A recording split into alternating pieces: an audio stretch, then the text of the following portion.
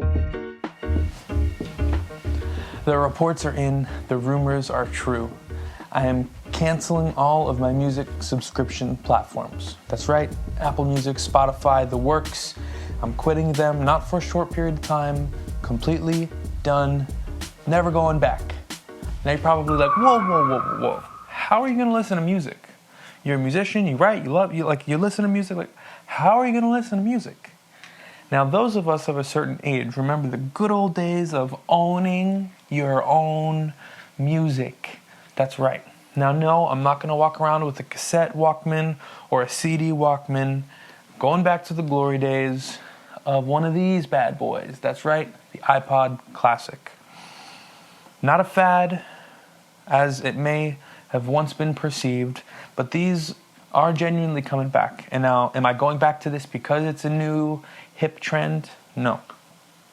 I genuinely just want to have access to the music that I love, that I own, and it not be threatened to be taken away because some big streaming platform has all the access and all the power to have what's on their sites and their platforms and just take it away whenever they want for whatever reason. And obviously the artists as well. So this is a huge thing that I've experienced. There have been artists that I absolutely love that for whatever reason, maybe they changed labels or signed to a new label for the first time. Sometimes when artists sign to labels for the first time or new labels, for whatever reason, some of their music just gets wiped off the face of the planet from the streaming platforms. I've experienced this with a handful of artists. Also, even though there is so much incredible new music coming out, including my own, I just want, as a casual music listener, to listen to the music that I already know and love. And if there's new music that comes my way that absolutely just rocks and changes my world, guess what? I'm gonna buy it. And I already have a pretty large catalog of music that I already own.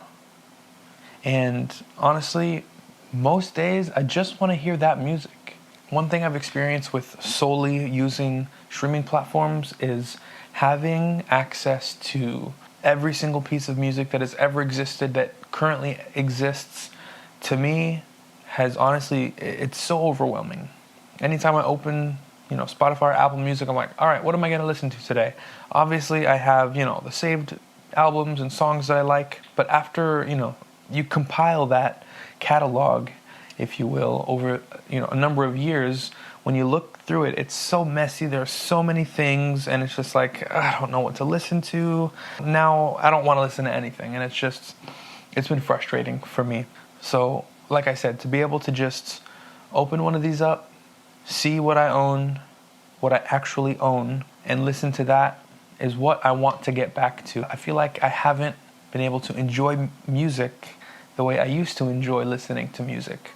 And I think this is a big part of it, the whole music streaming platform thing. And so not only am I going back to the good old days of just using one of these, I wanted to try something interesting. I thought it would be really cool to take you along the journey of not only reintegrating this back into my life, but to share with you the music that I own in my catalog, why I own it, and why I love it, why it means something to me.